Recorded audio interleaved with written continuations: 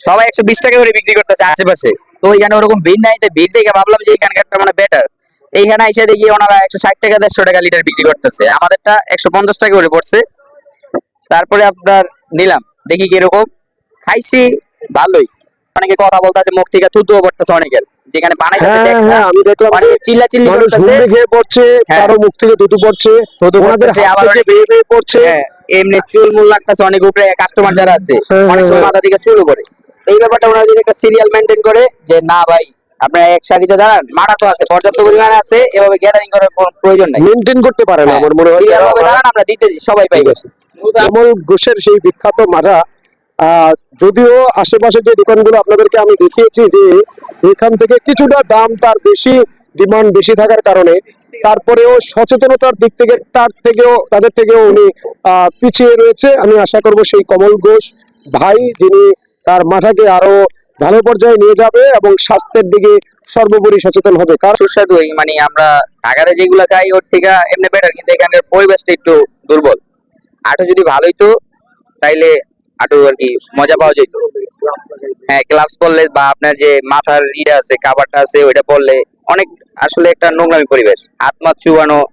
আসলে অনেক ক্ষেত্রে দেখা যায় এখন শীতের সময় গরমের সময় ঘামায় থাকে, ঘামও পড়ে অনেক সময়। এখন তাড়াহুড়োর কারণে হয়তো বা এগুলা কেউ খেয়াল করে না, কিন্তু এগুলা একটা খেয়াল করার জিনিসই।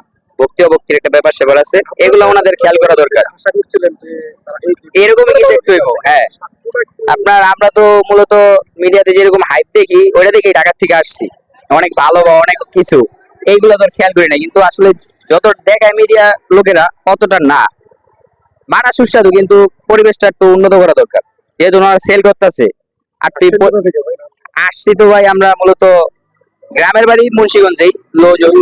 আসছি ঢাকা থেকে রাত্রে আসছি, সকালে এখানে আসা হইলো। ওই আর কি দেখা মাটা তো সব জায়গায় পাওয়া যায়, তো আপনার ওই মিডিয়ার হাফিনেই আসলাম আর কি। আমার নাম মোহাম্মদ সাজ্জাদ। আমি এসেছি লৌজং থেকে, থাকি ঢাকা, লৌজং থেকে এসেছি। আসছি বন্ধু বান্ধবগুলোকে মাঠা খাইতে, কিন্তু এখানে এসে মাঠা খাইলাম, ভালো লাগলো। এটাই, ধন্যবাদ ভাই। আপনার উপদেশ কি তাদের প্রতি? এমনি সবকিছু ঠিকই আছে, কিন্তু তাদের স্বাস্থ্যটা সচেতন থাকা প্রয়োজন। এটাই, স্বাস্থ্যের দিকে একটু খেয়াল রাখলে অনেক ভালো হতো যদি হ্যান্ড গ্লাভসটা পরতো। তারপর আপনার ওই যে আমার বন্ধু যেটা বললো আর কি, মাথার কাভার গুলা পরলে অনেক ভালো হতো। এই জিনিসগুলো খেয়াল রাখলে হয়তো একটু ভালো হয়, কারণ যেহেতু আমরা মানুষ, আমাদের আসলে টুকটাক জীবনে থাকতেই পারে সবাই। এই জিনিসটা যদি ওনারা খেয়াল করে রাখে অনেক ভালো হয়। এই জিনিসটা আমি আশা করি যে ওনারা এই জিনিসটা একটু লক্ষ্য করুক, এই গ্লাভস গুলো একটু ব্যবহার করুক।